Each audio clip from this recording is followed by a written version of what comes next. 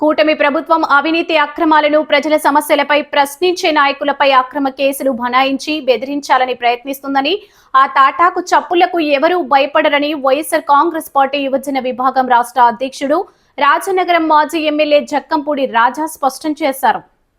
స్థానిక ప్రకాశం నగర్లోని కార్తికేయ అపార్ట్మెంట్లోని ఆయన కార్యాలయంలో సోమవారం రాజా మీడియా సమావేశంలో మాట్లాడారు.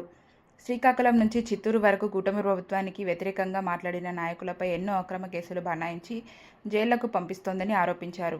సిద్దిరి అప్పలరాజు, కారుమూరి సునీల్, అంబటి రాంబాబు, జోగి రమేష్, పెద్దిరెడ్డి మిథున్ రెడ్డి, పిన్నెల్ల రామకృష్ణారెడ్డి వంటి నాయకులను అక్రమంగా అరెస్టులే ఇందుకు ప్రత్యక్ష ఉదాహరణలు అన్నారు. కర్నూలు టౌన్ యువజన విభాగం అధ్యక్షుడు బాలుని కొట్టి భయపెట్టి అక్రమ కేసులు పెట్టి ప్రశ్నిస్తే తనపై అక్రమ కేసులు పెట్టారన్నారు. రంగంపేటలో వైఎస్ఆర్సీపీ నాయకులను పోలీసులు విచక్షణ రహితంగా కొట్టారని ప్రశ్నిస్తే కేసు నమోదు చేశారు. ఎన్ని అక్రమ కేసులు పెట్టుకున్నా భయపడేది లేదని రాజా స్పష్టం చేశారు. రాష్ట్రంలో డీఎస్సీ అక్రమాలపై విద్యాశాఖ మంత్రి నారా లోకేష్ తక్షణమే రాజీనామా చేయాలని రాజా డిమాండ్ చేశారు. ఇదే ఎన్డీఏ ప్రభుత్వంలో భాగస్వామిగా ఉన్న టీడీపీ కేంద్ర ప్రభుత్వం స్పందించిన మాదిరిగానే డీఎస్సీ తప్పిదాలకు లోకేష్తో రాజీనామా చేయించాలని డిమాండ్ చేశారు. ఏదో గొప్పగా చేసినట్టుగా చెప్పడం, మీరు ఒక్కసారి ఇవాళ ఉన్నటువంటి ఇంజనీరింగ్ కాలేజీలకు సంబంధించినటువంటి యాజమాన్యాలను అడిగితే చెప్తారు ప్రభుత్వం ఏ రకమైనటువంటి నెగోషియేషన్స్ వాళ్ళతో చేసిందో. బ్యాంకుల నుంచి కాలేజీలకు అప్పులు ఇప్పిస్తారట, ఆ వడ్డీలేమో కాలేజీ యాజమాన్యాలే కట్టుకోవాలట, ఆ బ్యాంకుల నుంచి ఇప్పించేటటువంటి అప్పులకు కూడా కాలేజీ యాజమాన్యాలే సెక్యూరిటీల కింద సంతకాలు పెట్టాలట. అంటే ఎక్కడికి వెళ్తూ ఉన్నాం, ఏం జరుగుతూ ఉంది రాష్ట్రంలో?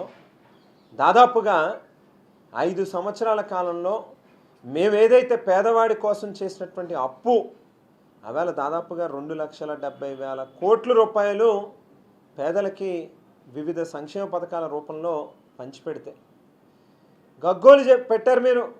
లబోదీపమని ఏదో జరిగిపోతుంది రాష్ట్రంలో అని చెప్పి ఏడ్చారు మీరు మా మీద పడి. రాష్ట్రం శ్రీలంక అయిపోతుంది అన్నారు, ఏదో అయిపోతుంది అని చెప్పి ప్రజలను ఒక ఆందోళనకు గురి చేసి ప్రజల ఓట్లని దండుకున్నటువంటి మీరు ఇవాళ అధికారంలోకి వచ్చినటువంటి ఈ 2 ఏళ్లలో లక్షల కోట్ల రూపాయల అప్పులు తెచ్చి ఏం చేశారని అడుగుతూ ఉన్నాం. ఎక్కడ కంటికి కనిపిస్తూ ఉన్నటువంటి అభివృద్ధి లేదు, ఎక్కడ మీరు ఇచ్చినటువంటి పథకాలను అమలుపరచట్లేదు. ఆడవాళ్ళకి 1,500 రూపాయలు ఇస్తా అన్నారు నెల. ఆ కార్యక్రమం ఏమైందో దేవుడికే తెలియాలి. నిరుద్యోగ భృతి ఇస్తా అన్నారు 3,000 రూపాయలు ఈ రాష్ట్రంలో ఉన్నటువంటి ప్రతి నిరుద్యోగికి కూడా. మరి అదే రకంగా రైతులకి గొప్పగా చేస్తామని అన్నారు. 1 కాదు 2 కాదు, కోకొల్లలుగా మీరు హామీలను ఇచ్చి ఈవేళ ఆఖరికి ఫీజు రియంబర్స్మెంట్ బిల్లులను కూడా చెల్లించినటువంటి తీరును చూస్తే మరి ఏమైపోతా ఉన్నాయి, ఇన్ని లక్షల కోట్లు మీరు చేసినటువంటి అప్పులు అని చెప్పి గమనిస్తే ఖచ్చితంగా వాటిని మీ జేబుల్లో వేసుకుంటున్నారు, మీ ఖాతాల్లో వేసుకుంటున్నారు, మీ ఆస్తులు పెంచుకుంటున్నారు తప్పితే రాష్ట్రంలో ఉన్నటువంటి పేదలకు మాత్రం మంచి చెయ్యట్లేదు. గాలికి వదిలేసారి ఈవేళ పరిపాలన అనేటువంటిది స్పష్టంగా కనిపిస్తూ ఉంది. మరి నిరుద్యోగ యువత తాలూకా సమస్యలు చూస్తే ఎన్నికలకు ముందు ఆవేళ ఉన్నటువంటి వాలంటీర్ వ్యవస్థని కేవలం 5,000 రూపాయలు ఇస్తా ఉన్నటువంటి గౌరవ వేతనాన్ని 10,000 రూపాయలు చేస్తామని చెప్పి నమ్మబలికారు.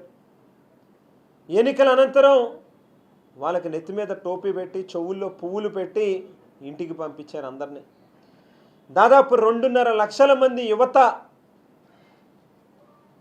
వారి గ్రామంలోనే పేదలకి ఏదో మేలు చేయాలి, ప్రభుత్వంలో మనం కూడా భాగస్వాములు అవ్వాలి అని ఆవేళ వాలంటీర్